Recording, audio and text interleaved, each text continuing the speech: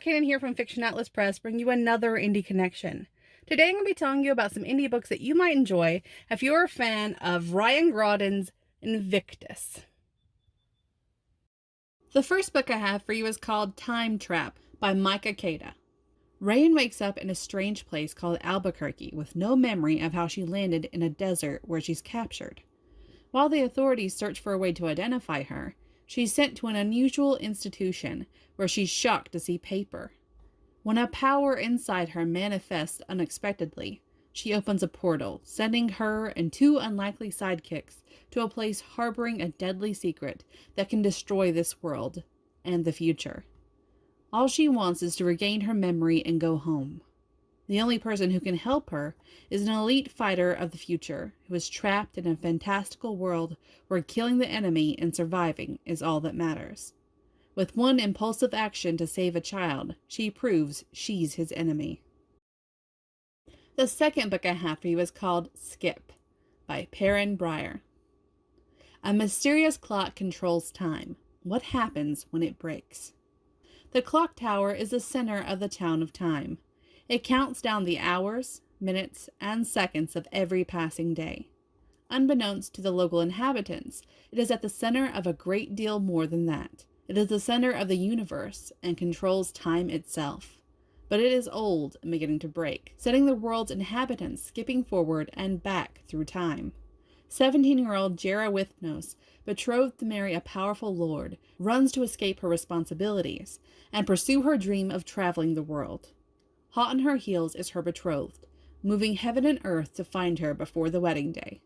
Elian Stump is an outlaw on the run from a bungled heist, but he carries with him a dangerous secret that threatens to either free or ensnare the world. They confront sinister forces at every turn, hell-bent on preventing them from achieving their goal, and taking control of the clock tower for themselves. The universe has chosen this unlikely pair to collect all 3 replacement clock pieces scattered across the world before the clock tower and time breaks for good. On their journey, they make friends and enemies, encounter strange and wonderful mythical creatures, and face their own internal demons. The third book I have for you is called Mark of Mars by Juliet Anderson.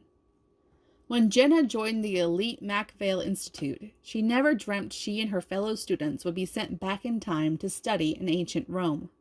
But not even time travel could prepare her for the series of events that occurred after she touches a statue of Mars. Jenna's aim is to keep a low profile, but when she runs into Senator Aurelius, Rome's leading senator within her first few minutes of arrival, and then picks a fight with Marshal of the Peace Marcus Villanus later that day, she realizes her trip is going to be anything but smooth. Despite being in a male-dominated society, Jenna can't bring herself to lose her 21st century attitude. Meek and subservient aren't words in her vocabulary. Jenna isn't the only one hiding her true identity. Marcus, Aurelius, and the rest of their family are Roman gods, living as mortals. Marcus realizes very early on that Jenna is no ordinary mortal. She possesses a power no mortal should have. She has the ability to kill a god. Marcus and Aurelius know Jenna is from another world. Can they really turn down the opportunity to learn about time travel? Marcus finds that keeping the streets trouble-free is a lot easier than trying to control an outspoken time traveler.